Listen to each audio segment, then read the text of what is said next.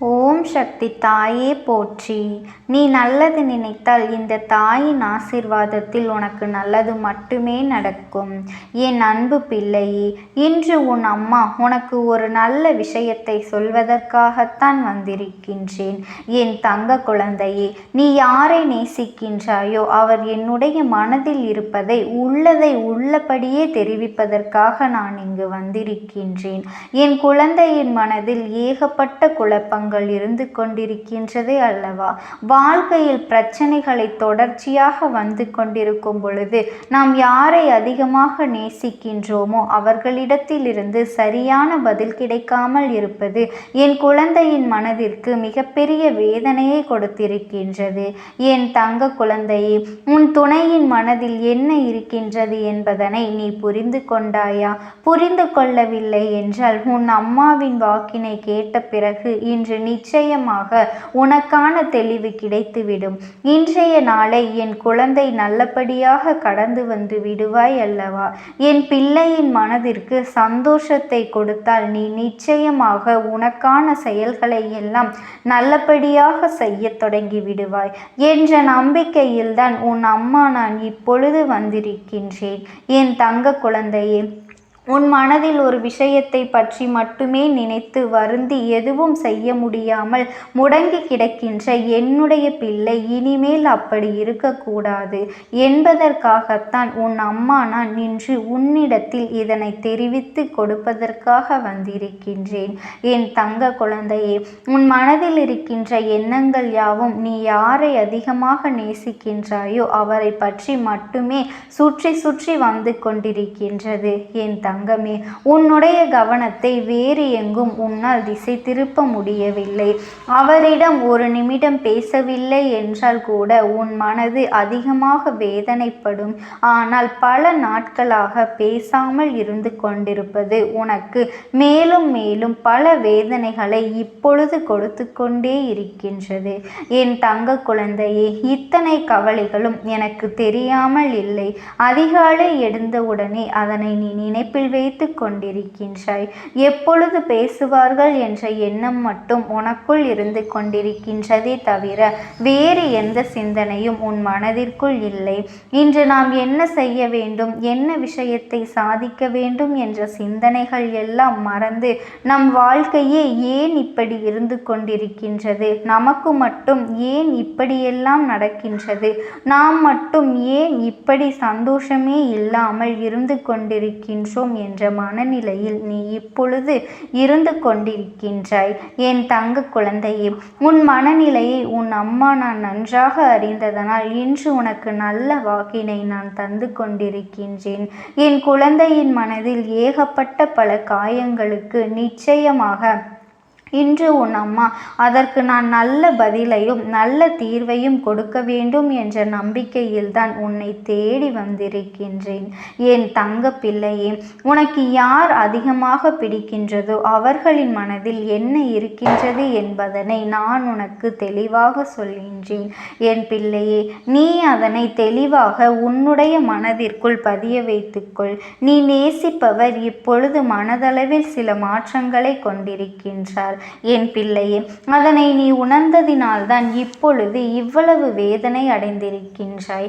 ஆரம்ப கட்டத்தில் நான் இல்லை என்றால் வாழ்க்கையே இல்லை என்று சொன்ன உதடுகள் எப்பொழுது நீ இல்லாமல் போனால் நான் சந்தோஷமாக இருப்பேன் என்று சொல்கின்றது அல்லவா?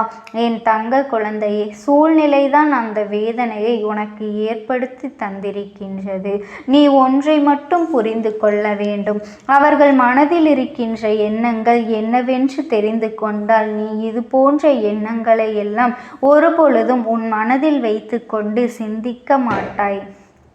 என் தங்கமே, அவர்கள் மாறிவிட்டார்கள் என்று நீ நினைக்கின்ற நேரத்தில் ஒன்றை நீ புரிந்து கொள்ள வேண்டும்.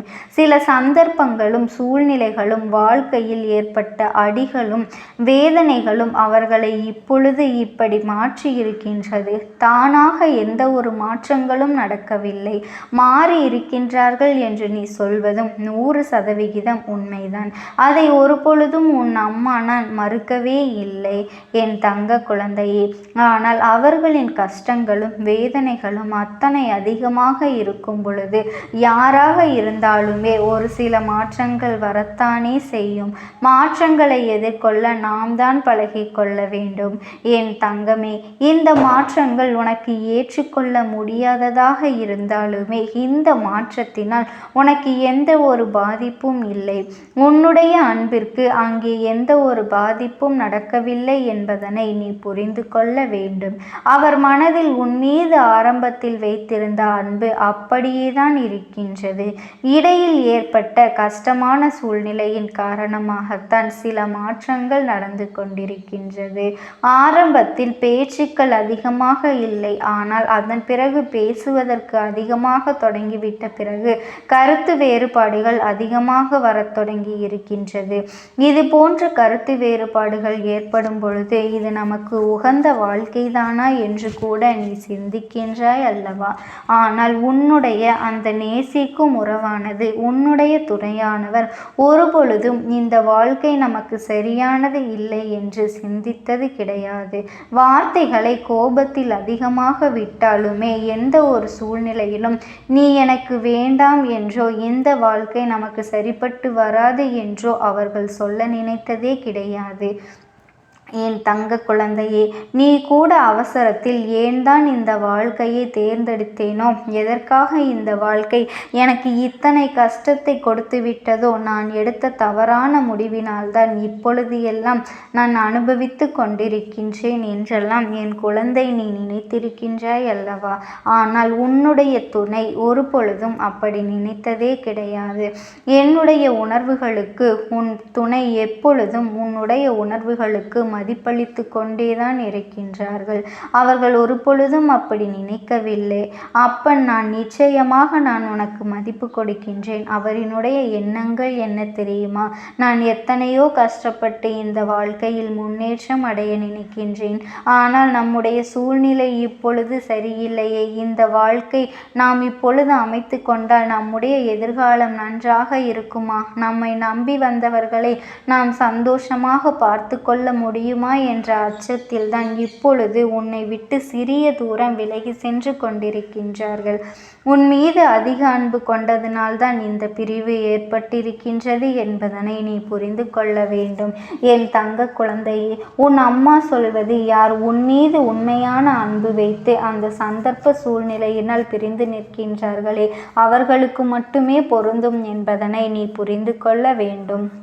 உன்னை வாழ்க்கையிலிருந்து விரட்டியடிக்க வேண்டும் என்று நினைத்து விலகி இருப்பவர்களுக்கு இது பொருந்தாது என்பதனையும் நீ சரியாக புரிந்து கொள்ள வேண்டும். என் தங்க குழந்தையே, என் தங்கமே, கொடுப்பேன் என்று அவர்கள் சொன்ன வாக்குறுதியை கொடுத்திருக்கின்றார்கள் அல்லவா? அதை காப்பாற்ற முடியாத சூழ்நிலை ஏற்பட்டு விடுமோ என்று நீ வாழ்க்கை நமக்கு மேலும் மேலும் கஷ்டத்தை கொடுக்கின்றது என்ற பயத்தினால்தான் இப்பொழுது உன்னை விட்டு அவர்கள் ஒதுங்கி நின்று கொண்டிருக்கின்றனர் தவிர உன்னுடைய அன்பில் எந்த ஒரு மாற்றமும் இல்லை. என் செல்ல குழந்தையே, நிச்சயமாக உன்னுடைய வாழ்க்கையில் உனக்கான இடத்தை அவர்கள் அப்படியேதான் வைத்திருக்கின்றார்கள். உன்னிடத்தில் அதிகமாக பேச வேண்டும் என்று நிறைய விஷயங்களை தன் வாழ்க்கையில் தனக்கு நடக்கின்ற கஷ்டங்களையும் சோகங்களையும் இன்பங்களையும் துன்பங்களையும் சேகரித்து வைத்து கொண்டிருக்கின்றார்கள். எப்பொழுது உன்னோடு பேசுகின்ற சூழ்நிலை வரும் என்று எதிர்பார்த்து காத்து கொண்டிருக்கின்றார்கள். அவர்களுக்கான நேரத்தையும் அவர்கள் எதிர்நோக்கி நின்று கொண்டிருக்கின்றார்கள். நம் வாழ்க்கையில் நம்மை நம்பி வந்தவர்களுக்கு ஒரு நல்ல நிலையை அமைத்து கொடுத்தால் போதும், ஒரு பொழுதும் அவரை கைவிட மாட்டோம் என்கின்ற ஒரு நம்பிக்கையை கொடுத்த பிறகுதான் இந்த வாழ்க்கையை நாம் அமைத்து கொள்ள முடியும் என்று அவர்கள் முடிவு செய்கின்றார்கள். என் தங்க குழந்தையே, இது ஒன்றுதான் இத்தனை பிரச்சனைகளுக்குமே காரணமே தவிர வேறு எந்த ஒரு விஷயங்களுமே கிடையாது. என் செல்ல குழந்தையே, நீ மாறிவிட்டாய் என்ற ஒரு வார்த்தையை மட்டுமே மனதிற்குள் வைத்து கொண்டு பிரச்சனைகளை உருவாக்குவதை விடுத்து மாற்றங்களுக்கு காரணம் என்ன, எந்த விஷயத்திற்காக நாம் அவர்களோடு துணை நிற்க வேண்டும் என்பதனை எல்லாம் நீ மனதிற்குள் புரிந்து வைத்து கொண்டு அதன்படி நீ நடந்து கொள்ள வேண்டும். வாழ்க்கை துணை என்பது நீ நேசிப்பவர் என்பதும் உன்னில் பாதி என்பதனையும் முதலில் நீ புரிந்து கொண்டு அவர்களின் உணர்வுகளுக்கு நீ முழுமையான மதிப்பு கொடுத்து எந்த ஒரு கஷ்டத்திலும் அவர்களோடு துணை நின்று அவர்களின் பிரச்சனைகளை நீ பகிர்ந்து கொள்ள வேண்டும். என் தங்க குழந்தையை, இந்த தாயானவளினுடைய அன்பும் ஆசீர்வாதங்களும் என்றென்றைக்குமே உனக்கு முழுமையாக கிடைத்து கொண்டேதான் இருக்கும். ஓம் சக்தி. ஓம் ஆதிவரா சக்தி. அது உன்னோடு பேசுவதற்கு ஆசைப்படுகின்றது. என் தங்கமே, நான் உங்களுக்கு ஒரே ஒரு வாய்ப்பினை உருவாக்கி கொடுக்கின்றேன். அந்த ஆத்மாவின் வாக்கினை கேட்பதற்கு இதுவே உனக்கு கிடைக்கின்ற கடைசி வாய்ப்பாகவும் இருக்கலாம். அதனால் என் பிள்ளையே, இந்த வாய்ப்பினை நீ சரியாக பயன்படுத்தி கொண்டு அந்த ஆத்மா உன்னோடு என்ன பேச நினைக்கின்றது, அவர்கள் எதை உன்னிடத்தில் சொல்ல நினைக்கின்றார்கள், வெளிப்படுத்த முயற்சி செய்கின்றார்கள், எதனால் உன்னை தேடி வந்திருக்கின்றார்கள் என்பதனை எல்லாம் நீ தெரிந்து கொள்ள வேண்டும். என் தங்க பிள்ளையே, அவர்கள் எப்படி இந்த தெய்வத்தின் அருகில் வந்தார்கள் என்று நீ யோசிக்கலாம். என் தங்கமே, உன்னுடைய இல்லத்தில் சமீபத்தில் இறந்து போன ஒருவரினுடைய ஆத்மாவானது சில நாட்களாகவே உன் இல்லத்தை சுற்றி சுற்றி வருகின்றது. இந்த அம்மா அதனை கண்டுவிட்ட பிறகு, எதற்கு இங்கே சுற்றி கொண்டிருக்கின்றாய்? நீ இருக்க வேண்டிய இடத்தில்தானே இருக்க வேண்டும். என் பிள்ளையின் வீட்டில் உனக்கு என்ன வேலை என்று கேட்ட பொழுதுதான் அந்த ஆத்மா என்னிடத்தில் சொன்ன விஷயம், எனக்கும் என்னிடத்தில் இருக்க வேண்டும் என்றுதான் ஆசையாக இருக்கின்றது. ஆனால் சில விஷயங்கள் என்னை அங்கே செல்ல விடாமல் தடுத்து கொண்டு இருக்கின்றது. எனக்கு என்னுடைய குடும்பத்தில் இருக்கின்றவர்களிடம் பேசியாக வேண்டும். என் மனதில் தோன்றுகின்ற சில விஷயங்களை அவர்களிடத்தில் சொல்லிவிட்டால் நான் மனநிறைவோடு இங்கிருந்து சென்று விடுவேன். சில விஷயங்களை நான் அவர்களோடு பகிர்ந்து கொள்ளாமல் விட்டுவிட்டேன். அதற்கு சரியான நேரம் இப்பொழுது வந்திருக்கின்றது. இப்பொழுதும் சொல்லாமல் நான் சென்று விட்டால் இனி காலம் முழுவதும் என்னால் அவர்களிடத்தில் சொல்லிவிட முடியாது. இதற்கு நீங்கள்தான் துணையாக நிற்க வேண்டும் அம்மா என்று என்னிடத்தில் வாய்ப்பினை ஏற்படுத்தி கொடுக்க வேண்டும் என்று கேட்டது. என் தங்க குழந்தையே, இப்படி இருக்கும் பொழுது அவர்களிடத்தில் சொல்லிவிட முடியாது. அந்த வாய்ப்பினை ஏற்படுத்தி கொடுத்து என் வீட்டில் உள்ளவர்களிடம் பேச வைக்க வேண்டும் என்று என்னிடத்தில் கோரிக்கை வைத்தது. என் தங்கமே, இப்படி மனதிலே எந்த கெட்ட எண்ணங்களும் இல்லாமல் உன் குடும்பத்திற்காக பேச வேண்டும் என்று கேட்ட ஆத்மாவிற்கு நான் அந்த வாய்ப்பு வழங்குவது தானே முறையாக இருக்கும். அதனால் இந்த அம்மா அந்த ஆத்மாவிற்கு அந்த வாய்ப்பினை கொடுக்க முடிவுகள் செய்து இப்பொழுது உன்னோடு பேசுவதற்காக வரவழைத்திருக்கின்றேன். என் பிள்ளையே, அந்த ஆத்மாவானது உன்னிடத்திலே என்ன பேசுகின்றார்கள் என்பதனை நான் என் மூலமாக உன்னிடத்தில் பேசி சொல்கின்றேன். இந்த அம்மாவிடத்திலிருந்து தான் அவர்கள் மனதில் பேச நினைப்பதை எல்லாம் பேச முடியும். என் தங்கமே, நேரடியாக ஒரு ஆத்மாவின் குரலை உன்னால் அத்தனை சுலபமாகவெல்லாம் கேட்டுவிட முடியாது. இந்த அம்மா அதற்காகத்தான் இன்று இந்த உதவியை செய்கின்றேன். என் குடும்பத்தில் இருக்கின்றவர்களிடம் பேச வந்திருக்கின்றேன். உங்கள் எல்லோரையும் நான் இனி காணவே முடியாது என்பதனை நான் உணர்ந்து கொண்டேன். என் வாழ்க்கையில் நிறைவாக இருந்து என்னால் உங்களுக்கு கஷ்டங்கள் வந்தாலும் உங்களால் எனக்கு எந்த கஷ்டங்களும் இதுநாள் வரையிலும் வந்தது கிடையாது. நான் நினைத்தது போல இந்த வாழ்க்கையை அத்தனை சந்தோஷமாக வாழ்ந்து கொண்டுதான் இருந்தேன். என் குடும்பத்தில் இருக்கின்றவர்களிடம் பேச வந்திருக்கின்றேன். உங்கள் எல்லோரையும் இனி நான் காணவே முடியாது என்பதனை நான் உணர்ந்து கொண்டேன். உங்களோடு இருந்த இந்த காலகட்டம் குறைவாக இருந்தாலும் எனக்கு கிடைத்த சந்தோஷங்களும் மகிழ்ச்சியும் ஏராளமாக இருந்தது. அதனால் எனக்கு எந்த ஒரு கவலையும் இதுவரையில் இருந்ததே கிடையாது. நான் நினைத்தது போல இந்த வாழ்க்கையை நான் சந்தோஷமாகத்தான் வாழ்ந்து கொண்டு இருந்தேன். ஆனால் இவ்வளவு காலம் எனக்கு சீக்கிரமாக என்னுடைய ஆயுள் முடிந்துவிடும் என்று எனக்கு முன்பே தெரியாது.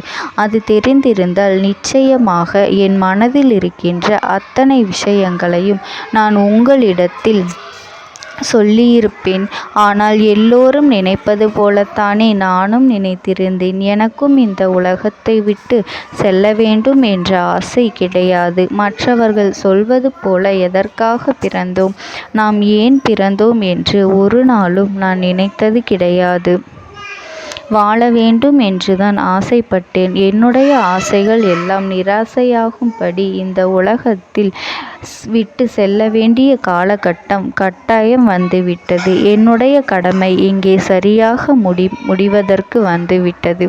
இன்று நான் உங்களோடு பேச வந்ததற்கு முக்கியமான காரணம், சில விஷயங்களை எல்லாம் உங்களோடு சொல்லாமல் விட்டுவிட்டேன். எப்படி நடக்கும் என்று தெரியாமல் நான் சில விஷயங்களை செய்தும் முடித்துவிட்டேன். அதற்காக உங்களிடத்தில் நான் மன்னிப்பு கேட்டுக்கொள்கின்றேன். இதை உங்களிடத்தில் பகிர்ந்து கொள்ள வேண்டும் என்றுதான் இன்று நான் வந்திருக்கின்றேன். உங்களை நான் மனதார வணங்குகின்றேன். இந்த வாய்ப்பினை நான் சரியாக பயன்படுத்தி கொள்ள விரும்புகின்றேன். அதனால்தான் என் மனதில் இருக்கின்ற விஷயங்கள் எல்லாம் நான் சொல்லிவிடுகின்றேன். சிறிது நேரம் அமைதியாக அமர்ந்து என்னுடைய வார்த்தைகளை கேட்டாலே போதும். என்னுடைய அன்பினை புரிந்து கொண்டு அதுவே எனக்கு போதும். நான் நிச்சயமாக இங்கிருந்து நல்லபடியாக சென்று விடுவேன். இன்று உங்களோடு பேச வந்ததற்கு ஒரு முக்கியமான காரணம், நான் சில விஷயங்களை சொல்லாமல் விட்டுவிட்டேன். இப்படி நடக்கும் என்று எனக்கு ஒரு நாளும் தெரியாமல் சில விஷயங்களை செய்துவிட்டேன். அதை உங்களிடத்தில் பகிர்ந்து கொள்ளத்தான் வந்திருக்கின்றேன். என் மனதில் நினைக்கின்ற விஷயம் என்ன தெரியுமா? நான் உங்களை நன்றாக பார்த்து கொள்ள வேண்டும். உங்களின் ஆசைகளை எல்லாம் நிறைவேற்றி கொடுக்க வேண்டும். உங்கள் வாழ்க்கையில் நடத்தி கொடுக்க முடியாமல் போனாலும் இனிமேல் அதையெல்லாம் நடத்தி கொடுக்க வேண்டும் என்று ஆசைப்பட்டு என்னால் ஆன முயற்சிகளை எல்லாமே செய்து கொண்டிருந்தேன். ஆனால் முழுமையான பலன்களை கொடுப்பதற்கு முன்பாகவே இது போன்று நடந்துவிட்டது. அதனால் நான் ஏதேனும் குற்றம் குறைகள் செய்திருந்தாலும், ஏதேனும் உங்களுக்கு மனதிற்குள் கஷ்டத்தை தந்திருந்தாலும் என்னை மன்னித்து விடுங்கள். நான் எப்பொழுதும் உங்கள் மீது உண்மையான அன்பினைத்தான் வைத்து கொண்டிருக்கின்றேன். நான் ஒரு நாளும் மனதில் ஒன்றும் வெளியில் ஒன்றுமாக ஒரு நாளும் நான் நடந்து கொண்டது இல்லை. அதனால் என்னவோ என்னுடைய குணங்கள் சிலருக்கு இங்கே பிடிப்பதே இல்லை. எதுவாக இருந்தாலும் என்னோடு இருக்கின்ற என் குடும்பத்திற்கு தெரியும் அல்லவா நான் யார், என்னுடைய அன்பு எப்படிப்பட்டது என்று. அதனால் என்னுடைய அன்பினை முழுமையாக உணர்ந்து கொள்ள வேண்டும் என்று அதனை இங்கிருந்து ஏற்றுக்கொள்ளவே முடியாத ஒரு விஷயமாகத்தான் இருந்தது. நானும் அங்கும் அங்கும் ஓடி ஓடி மீண்டும் என்னுடைய உயிரை மீட்டெடுத்து விடலாம் என்றுதான் முயற்சி செய்தேன். ஆனால் அப்பொழுது என்னால் அதையெல்லாம் செய்ய முடியவில்லை. உயிரற்ற உடலாக இங்கே நின்று கொண்டிருக்கின்றேன். நாட்கள் செல்ல செல்ல இதை எனக்கு ஏற்றுக்கொள்ள பழகிவிட்டது. இனிமேல் இதுதான் என்னுடைய உலகம். மீண்டும் அங்கே செல்ல முடியாது என்பதனை நான் புரிந்து கொண்டேன். செல்ல முடியாவிட்டாலும் ஆத்மா என்று ஆன பிறகு என்னுடைய உலகத்தில் இருந்தால்தான் எனக்கு சந்தோஷம். மீண்டும் மனித வாழ்க்கைக்குள் என்னால் நுழைந்துவிட முடியாது. எனக்காக இத்தனை காலமும் அன்போடு பழகி எனக்கு எல்லாம் செய்த உங்களுக்கு நான் சொல்கின்ற விஷயம் ஒன்றுதான். நடந்தது எல்லாம் நடந்துவிட்டது. நடந்த விதையை யாராலும் இனி மாற்ற முடியாது. இனி நான் உங்களோடு இருக்க வேண்டும் என்று நினைத்தால் கூட அது நடக்காது. அதனால் இந்த வாழ்க்கையில் நீங்கள் நல்லபடியாக வாழ்ந்து சந்தோஷமாக இருக்க வேண்டும் என்றுதான் அந்த ஆத்மா மனது வேதனைப்பட்டு உன்னோடு பேசுகின்றது. என் தங்க குழந்தையே, யார் உன்னை விட்டு சென்றாலும் இந்த தாயானவளினுடைய அன்பும் ஆசீர்வாதங்களும் உனக்கு என்றென்றைக்குமே முழுமையாக கிடைத்து கொண்டே இருக்கும். அதனால் நீ எதை நினைத்தும் கவலைப்படாதே. உனக்காக எப்பொழுதும் நான் இருந்து கொண்டே இருப்பேன். ஓம் சக்தி. ஓம் ஆதிபரா சக்தி. நீ விடுதலை கொடுக்க மாட்டாயா என்று என் பிள்ளை, நீ என்னை பார்த்து கேட்கின்ற விஷயத்திற்குத்தான் நான் முடிவினை கட்டப் போகின்றேன். இன்னமும் சுருக்கமாக உனக்கு சொல்ல வேண்டும் என்றால், உன்னுடைய பிடிவாதம் இந்த அம்மாவினிடத்தில் ஜெயித்து விட்டது என்பதுதான் உண்மை.